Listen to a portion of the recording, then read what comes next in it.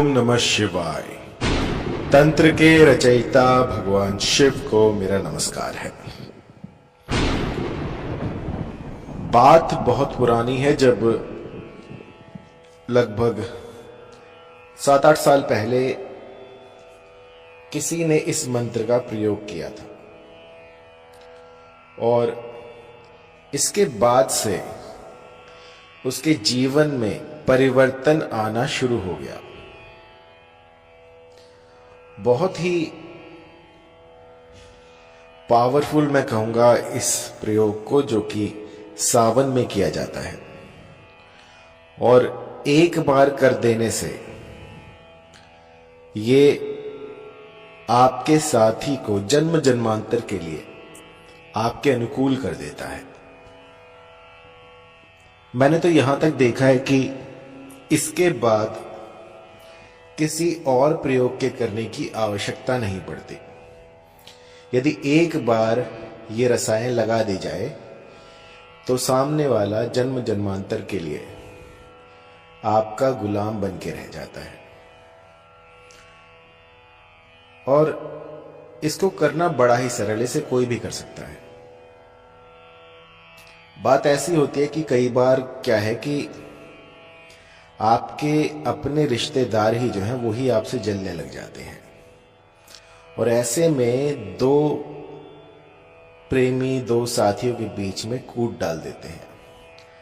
कुछ ऐसा करा देते हैं जिससे कि दोनों के बीच में निरंतर कलह कलेश बना रहता है।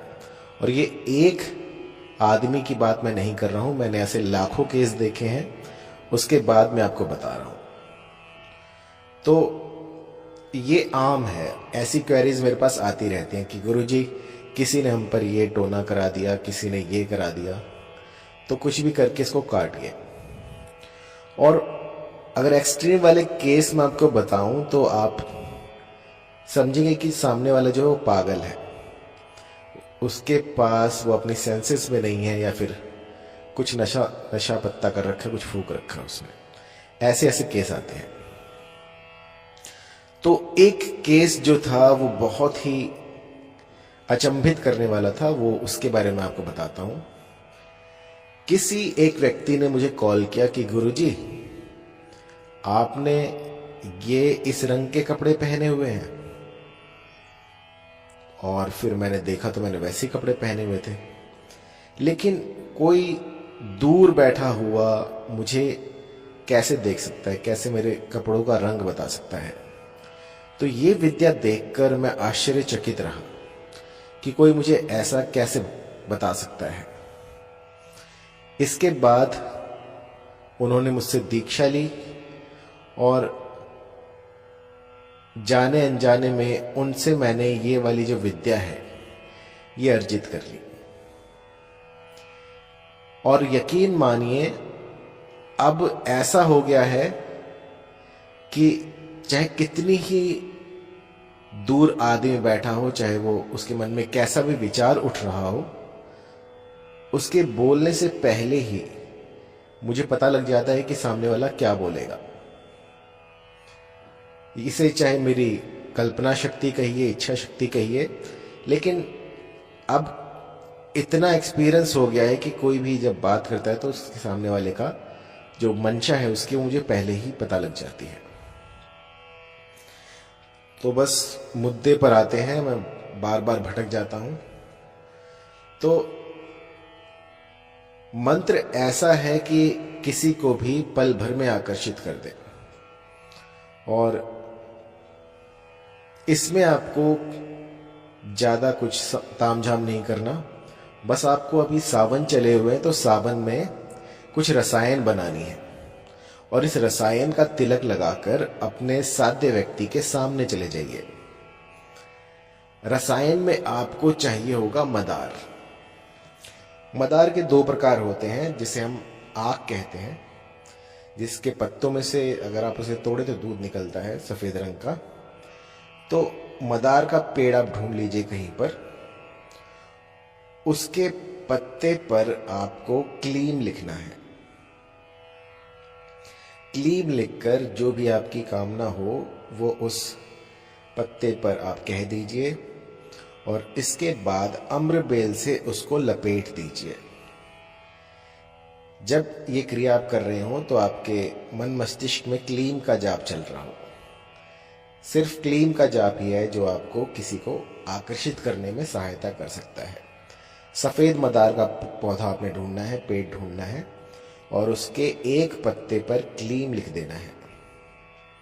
क्लीम लिखकर उस पत्ते को फोल्ड करना है और बाहर बाहर से अम्रबेल से आपको उसको बंद कर देना है। ऐसा करके आपको उस पत्ते को बहते हुए पानी में, नदी में बहाना है। कई बार मैंने ऐसा भी देखा है कि लोग किसी नाले में बहा देते हैं, फिर उनका काम नहीं होता। तो मैं बहता हुआ पानी इसलिए कह रहा हूं कि आप जहां भी जाएं तो वो पानी जो है चलता होना चाहिए। रुके हुए पानी में कर दोगे तो ये प्रयोग काम नहीं करेगा। इस प्रयोग को कीजिएगा तो सामने वाला जो है वो आपसे वशीभूत हो जाएगा। बहुत ही सरल प्रयोग है, लेकिन कई मेरे साधक ऐसे भी होते हैं जिनके पास नदी नाले नहीं होते, तो उनके लिए मैं बताता हूं। गोरोचन और अम्रबेल इन दोनों को सम मात्रा में पीस लें और इसके बाद इसका तिलक लगाकर किसी भी साध्य व्यक्ति के पास जाएं तो वो वशीभूत हो जाता है।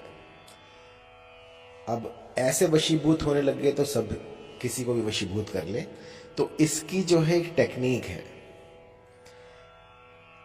इस तिलक को लगाकर आपको साध्य के सामने 7 बार जाना होता है। 7 बार जाइए और 8वें दिन ये तिलक मत लगाइएगा। तो जो आपने पेस्ट बनाया था गोरोचन का और इसका अम्रबेल का, ये इतना बनाए कि 7 दिन आप आराम से लगा सके। और इसके बाद जो है अपने साध्य के पास जाएं और चाहे एक बार ही देखें, लेकिन आपको अपना मुखमंडल उनको दिखाना है। ऐसा आप 7 दिन कीजिए। 8वें दिन आप भूल जाइए कि कोई क्रिया आपने की है। और मेरा यकीन मानिए 1 हफ्ते के भीतर भीतर वो जो भी साध्य व्यक्ति होगा, चाहे स्त्री हो या पुरुष, वो बस आप ही के प्यार में डोलती फिरेगी। चाहे कितनी बड़ी रूपवती हो, चाहे कितनी बड़ी उसका पत्थर दिल क्यों ना हो, वो भी आपके प्यार में बावरी हो जाएगी। और ये प्रयोग रसायनों में आता है, ये 100% काम करता है। एक बार करके देखिए तो आपके काम बनेंगे ही बनेंगे। ऐसा नहीं है कि मैंने यहाँ पे कह दिया और वो चीज़ काम ना करे। ये जो रसायन होती है ये कभी विफल नहीं होती। मंत्र में कहीं त्रुटि हो सकती है, लेकिन रसायन में त्रुटि नहीं होती। यदि जिस भली प्रकार से मैं आपको बता रहा हूँ उसी प्रकार से आप इसका प्रयोग कर देते हैं तो सामने वाला जो है वो आपसे वशीभूत हो जाएगा। प्राचीन काल में इस तिलक को ऋषियों के लिए प्रयोग में लाया जाता था। जब कोई रूपवती चाहती थी कोई ऋषि उनसे प्रेम विवाह करे या फिर उनसे संबंध बनाए, उस समय पर जो ऋषि होते थे वो इतने हठी होते थे कि काम वासना से दूर दूर तक उनका कोई वास्ता नहीं होता था। ऐसे में उनको भ्रमित करके इस तरह से उनको अपनी ओर आकर्षित किया जाता था। तो सोचिए, जो चीज़ें ऋषियों को अपनी ओर आकर्षित कर लें, उनको अपने प्रेम जाल में बांध लें, वो चीज़ें आम इंसान के लिए कितनी पावरफुल होंगी। ये इतनी तीव्र होती है कि एक बार ये रसायन आपने कर दी किसी पे तो जन्म जन्मांतर के लिए वो बस आप ही की माला जपता रहेगा। मैंने ऐसा भी देखा है कि कई कुबुद्धि जो होते हैं वो मेरी इन विद्याओं का दुरुपयोग करते हैं। तो कभी भी जो मेरी ये रसायन है इनका किसी का अहित करने के लिए, किसी को नुकसान पहुंचाने के लिए प्रयोग ना करें, अन्यथा लाभ की जगह हानि के जिम्मेदार आप खुद होंगे। क्योंकि ये जो चीज़ें आपका काम बना सकती हैं ये आपका काम बिगाड़ भी सकती हैं। और मैंने ऐसे बहुत से केस देखे हैं जिनमें कि विपरीत इसके असर भी दिखे हैं। जब आप किसी का अहित करने जाते हैं तो आपका काल जो है वो ये मंत्र बन जाते हैं, वो ये रसायन बन जाते हैं।